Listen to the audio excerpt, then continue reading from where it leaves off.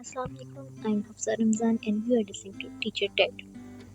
आज का हमारा टॉपिक है इंटेलिजेंस ब्यूरो के ऊपर। इसको क्यों पेश किया गया था, इसके कितने पार्ट्स हैं और इसके सेक्शन 1 और 2 को आज एक्सप्लेन किया जाएगा।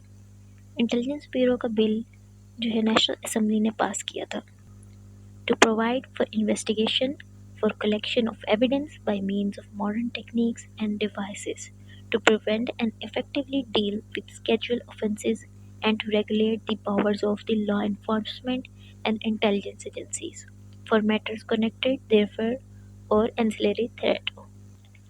Whereas, in order to prevent the law enforcement and intelligence agencies from using their powers, it is necessary to regulate the said powers and provide for their permissible and fair uses in accordance with law and under proper executive and judicial oversight.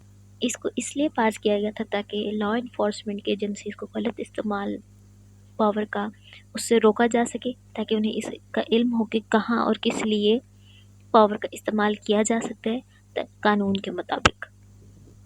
And whereas further being mindful that the existing laws neither comprehensively provide nor specifically regulate advanced and modern investigative techniques such as covert surveillance and human intelligence, property interference and wiretapping, and communication interception that are used extensively in other jurisdictions to successfully prevent the offences and as an indispensable aid to the law enforcement and administrative justice.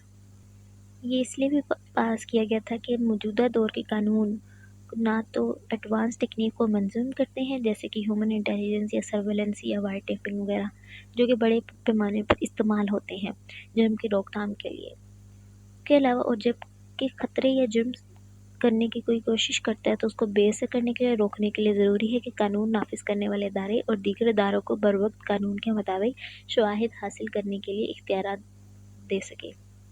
And whereas it is also in order to declare the administrability and use of the material obtained during lawful investigation under the present law in judicial proceedings and other legal proceedings, or process to ensure fair trial. ये इसलिए भी पेश किया गया था ताकि कानूनी कार्रवाइयों के दौरान हासिल करदा मवाद काबिल इस्तेमाल होगा और ऐलान के लिए भी ताकि उनकी मदद से जस्टिफाइड ट्रायल हो सके.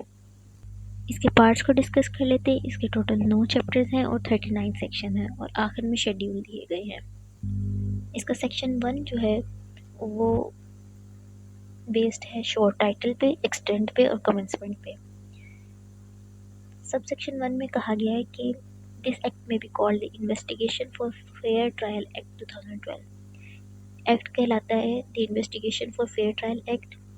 इसकी पावर कहाँ कहाँ है, यानी एक्सटेंट कहाँ कहाँ पे है. इसकी पावर पूरे पाकिस्तान में है.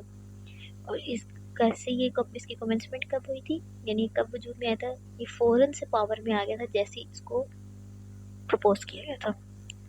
सेक्शन 2 इसकी एप्लीकेशन के ऊपर डिपेंड करता है.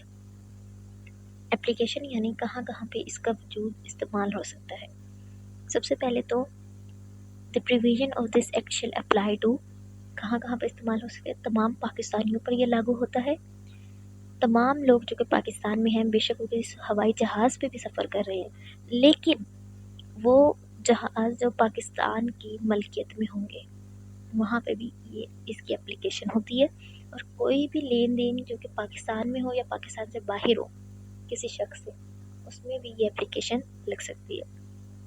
दूसरा सब सेक्शन है इसका कि किसी भी शख्स से अगर कोई जुर्म सरजद हो जाता है, चाहे वो पाकिस्तान से बाहर हो, तो उसके ऊपर वैसी ही कानूनी कार्रवाई बाहर की जाएगी जैसे अगर वो पाकिस्तान में ये जुर्म करता है तो उस पर कानूनी कार्रवाई की जा सकती थी.